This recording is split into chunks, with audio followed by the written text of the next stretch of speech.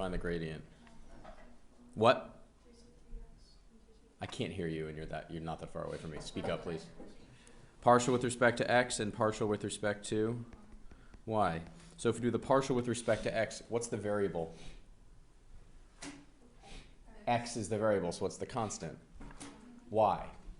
So you could write this, it might be easier to write it as x e to the y over x plus y, because if you write it like that, then what can you use? Or what should you use? Quotient rule. Quotient rule. So it's low d high. What's the derivative of the top? Yep, low d high minus high d low. What's the derivative of the bottom? 1 all over what? What? Low squared, thank you. Excellent. Okay, so there's fx, so then you have to do f what? Fy. What do you still have to use? Still the same thing. So it's low d high. What's the derivative of the top? If y is now the variable, what's the derivative of the numerator right here? What? What? No. Where did that x go? X e to the y, yep. So low d high minus high. What's the derivative of the bottom? 1 all over what? X plus y squared. Okay, everybody, stand up. Done. We actually have to write the gradient. What's the gradient going to be? In this case, grad f of xy, what is it going to be?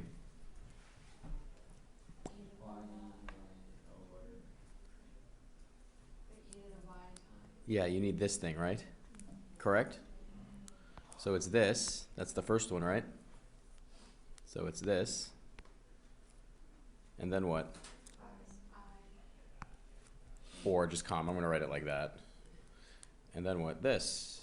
Yay.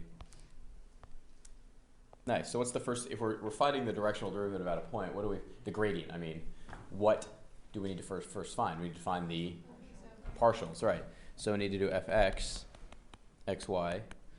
So what are you going to have to use? What's the encapsulating rule or chain rule? So it's going to be 1/2 tangent x plus y to the what? Negative 1/2 times what? What?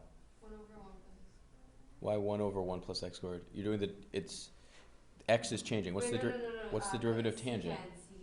Secant squared, right? Right? I think that's correct. Okay.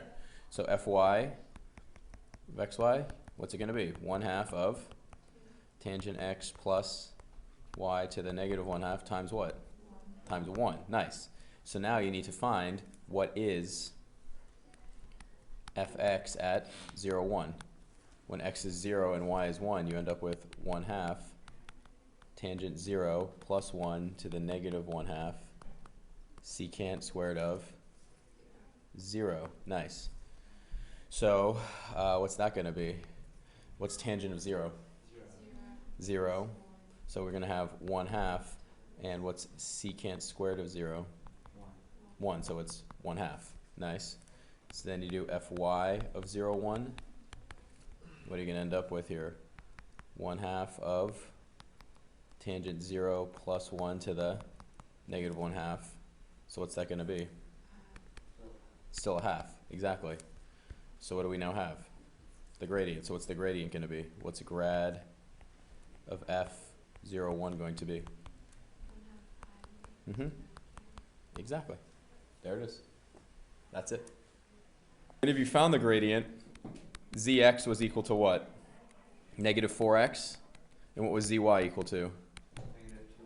Negative 2y. Like that. And what point are we at? 1, 3. So you take 1, 3, you throw it into there, so you get zx at 1, 3 is what? Negative 4. And zy at 1, 3 is what? Negative 6. So we now know that the gradient of f at 1, 3 is what? Negative 4, negative 6. The gradient points in the direction where the greatest increase happens, right? What is this question asking you, though?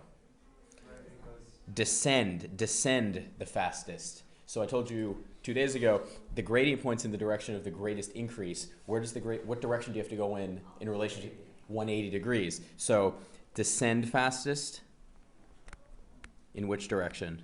4, 6. In direction of 4, 6. You have to go the other direction. Exactly right. So then what is the slope of that line? If you're descending, you know it's going to the magnitude of the gradient of f at 1, 3. You figured out that is what? Square root of 52. But you are what? Descending. So the slope is negative root 52. Because cosine 180 is negative 1. Exactly. That's how you minimize the magnitude grad f times cosine theta, the angle between. Exactly.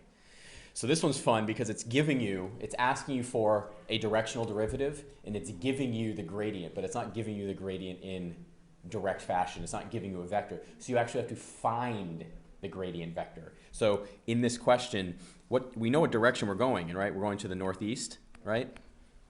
So the northeast, you have something like root 2 over 2i, like k, plus k times root 2 over 2j, right?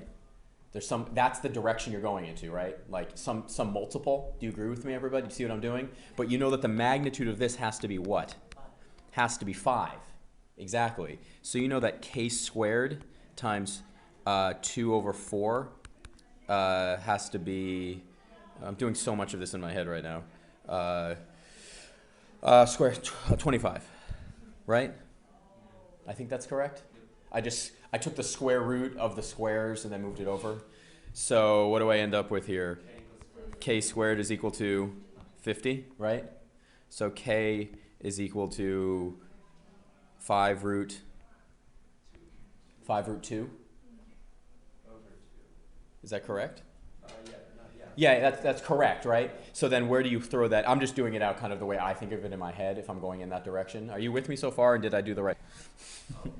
Did you see what I did? Look, you have to square both of them, right? So it's going to be k squared 2 over 4 plus what? K squared 2 over 4. It's the square root of this equals what? 5, right? So I square both sides and I end up with k squared over 2 plus k squared over 2 equals what? 25. So what does k squared equal? There's 2 of them, kids. What's k squared equal? 1. No. Remember that vector. The gradient vector. That's the same thing you got, right? Over there. I'm looking at your green work right over there. So then if that's the gradient vector, what do you do with the gradient vector to find the directional derivative in the direction you want to go in? The unit vector in the direction you want. What direction are we trying to go in? What does north equal? North just equals 0, 1. So what do you do with these two things? Yeah, 5 root 2 over 2, 5 root 2 over 2. Does it matter what order I dot them in? No, it does not. So what do I end up with? 5 root 2 over 2. Yeah, 0 plus that. Does that make sense? So there are creative ways. Yes, what's up? Originally